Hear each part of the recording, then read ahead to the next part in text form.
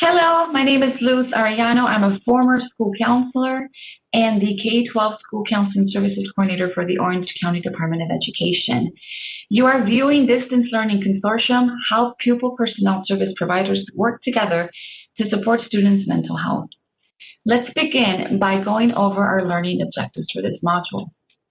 We will begin by defining and identifying pupil personnel services staff, which I will refer to as school-based mental health professionals, trained in supporting students' mental health. Then we're going to be outlining best practices for collaborating among all three roles, school-based mental health professionals, to address the full spectrum of student mental health. And then explore some examples of data elements that we could be using to identify students who may be in need of supplemental or intensified levels of support. So I would like to invite you to pause the video and read the quotes to yourself. And as you're reading these quotes, think about what is the common element that is mentioned in these quotes. And I want you to reflect on an experience where you were successful at connecting your student to a comprehensive level of mental health support. What helped make that transition a success, or that intervention a success? And then come back to the video. As a former school counselor, I can tell you that I was always more impactful when I worked with a team. My students benefited from having a multidisciplinary team who are experts in the full spectrum of supporting the whole child. So I was able to use a team effort to support students' needs, but also our families' needs. This is a California MTSS framework composed of 5 domains, and today we're going to be focusing on social-emotional learning, integrated educational framework, and family community engagement, because school-based mental health professionals actively engage in all 3 to support students' mental health.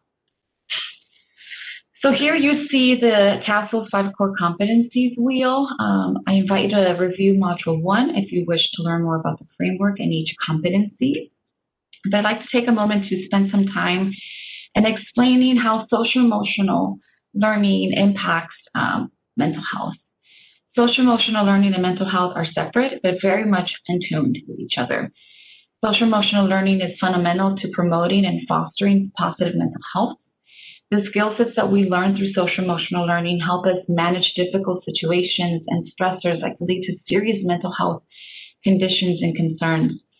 There's plenty of research that speaks to the multiple benefits of social-emotional learning in our students' life, including promoting mental health. So I want you to take a look at that wheel and take a closer look at how social-emotional learning can be implemented and promoted within the what and where by educators. School-based mental health professionals utilize the same ecological framework to support the whole child. We believe that it takes a team effort and an array of expertise to support students' learning. And when conflicts or challenges do arise and things get in the way of students' learning, then we evaluate the entire ecological system and involve key stakeholders to provide the appropriate levels of support and intervention. So who are we? We are school psychologists, school counselors, and school social workers, and we all work together. We consult with each other, we collaborate with one another to support and foster the whole child. Our work does have some overlap, but we all have unique expertise and areas of focus to support students throughout the continuum. School-based mental health professionals are prepared to respond to crisis situations and are often part of the MTSS and social-emotional leadership team. It would be ideal to have all 3 of us in a school campus so that we can ensure students are supported holistically and do ensure that they receive the appropriate level or mental health supports as needed. But unfortunately, many students don't receive or have access to mental health services due to limited resources or the stigma associated with mental health. Research indicates that students are more likely to seek and engage in mental health supports when these are available at the schools. And when they do, there's marked improvement in their academic performance. So we are professionals who hold at the very minimum a master's degree, and also a particular credential that allows us to work directly with pupils in school settings, which we call Pupil Personnel Services Credential. We can be found at all levels of the educational system. We're trained in school systems, mental health, learning theory, and again, we work throughout the continuum to support students' mental health, and we focus on prevention to early identification, to targeted services and treatment. So the full spectrum, the dream team, really. Here's a couple of images that show you the continuum of support. And on the right, you will see the response to intervention triangle visualizing how services are put together to support students at each level of need. So you can see that the services are layered into tiers and not the students. So as we go into our supplemental and intensified supports, we intensified services as students' needs increase. In the next few slides, I will be explaining how all three roles interact with one another to support students throughout the continuum, specifically for tiers 2 and 3. So who are school social workers? I invite you to visit our resource guide where I have included a one-pager for all three roles explaining the full description of their job. But here I will summarize each role and give you some examples of how they support the educational system. So school social workers are trained mental health professionals who can assist with mental health concerns, behavioral concerns, positive behavioral supports, academic, consultation with teachers, parents, and administrators, as well as provide individual and group therapy. School social workers are the link between the home, the school, and the community. Some examples include crisis intervention, assisting parents in accessing programs available at the school, or even the community, especially for students with special needs. They also are supporters for school personnel, where they can be assessing students' mental health concerns, developing training and service training programs for educators, assist teachers with behavioral management, and also obtain and coordinate community resources to meet the needs of our students, and also multiple resources for our parents and families. School psychologists support students' ability to learn and teachers' ability to teach. So again, refer to the one-pager for a full description of school psychologists. But school psychologists collaborate and build relationships with everyone at the school site, including our maintenance, operations, clerical, paraprofessionals, teachers, community workers, and of course, counselors.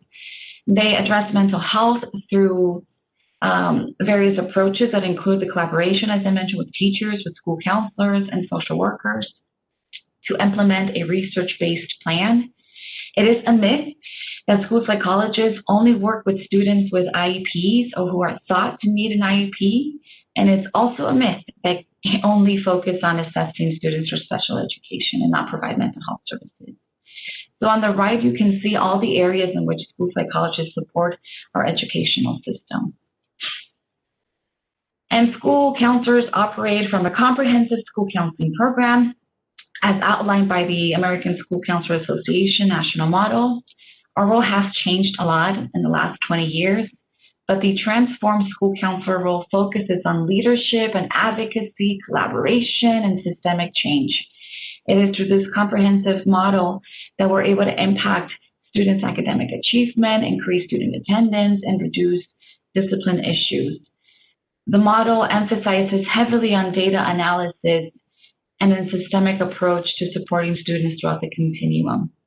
Dr. Trish Hatch, who was the founding author of the ASCA National Model, helped combine the idea of MTSS with RTI and create what she calls a multi-tier, multi-domain system of support. In the trapezoid that you see in the middle, you will notice that school counselors support students in 3 domains, with academic, career, and social emotional development. With the social emotional development component, we specifically engage students in strategies and activities to help students manage emotions and learn and apply interpersonal skills. Here's another visual that can explain how the continuum of support for mental health services are implemented in comparison to the school-based mental health program, deeply rooted in MTSS. As you can see, it all begins by providing that classroom instruction where we can all, the three of us, can engage in teaching students social emotional learning skills. And then it begins to increase by providing group and individual counseling to targeted interventions that can lead to some referrals to clinicians for long-term therapy if needed. I want you to pause the video for just a second and reflect on all the information you have heard and also the information that you will read by reviewing the one-pager. And think, how can school-based mental health professionals help you better support your students' mental health that perhaps you had not thought about before? Reflect on that and come back.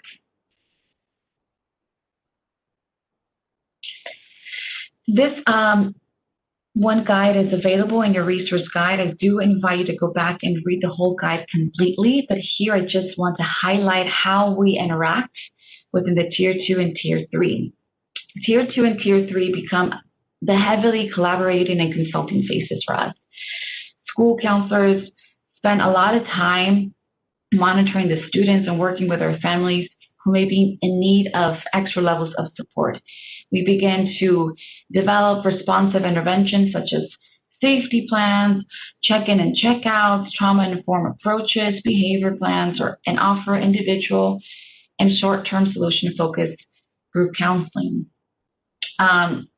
And when this is not enough and the challenges are still persisting, we begin to consult with school psychologists, social workers, and even sometimes nurses.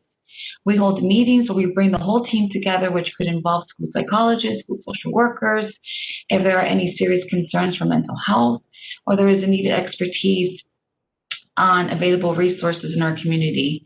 So the team is tailored to respond to the concerns and needs for our students.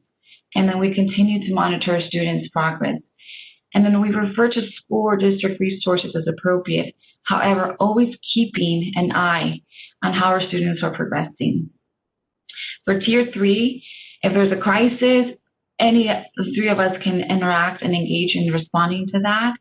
And this is one of the most crucial moments for collaboration as we identify students who may be in need of intensified levels of support or long-term care. School counselors do not provide long-term therapy.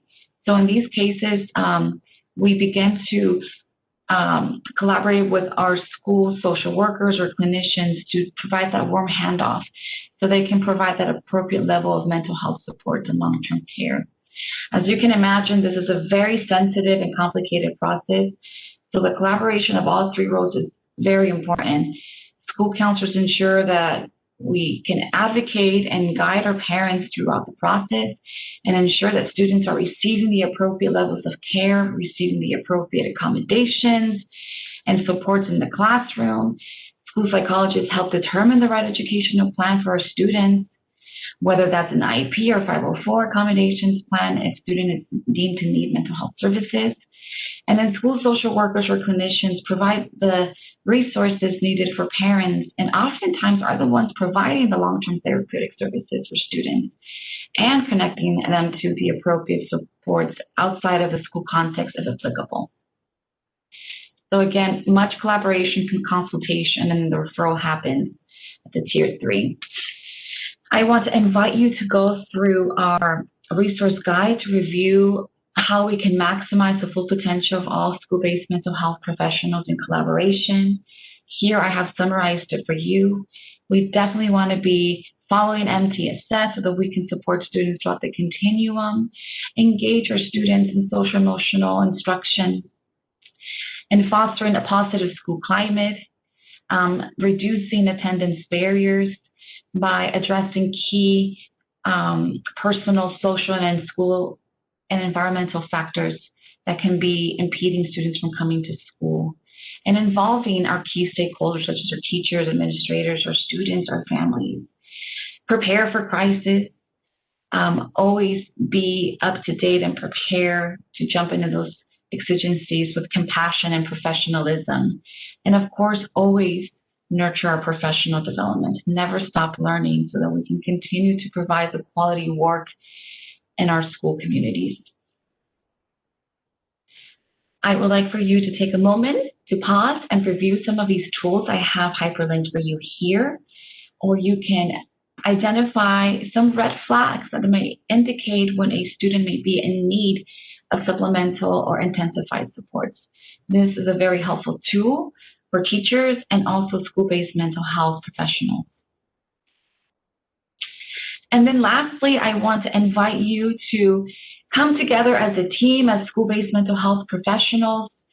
I know that I mentioned that there is many necessary redundancies in our roles, and each of us are very important and imperative to support our student success.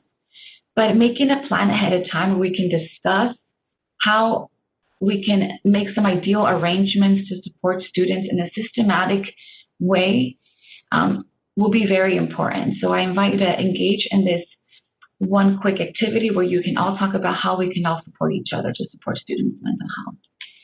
Thank you for watching.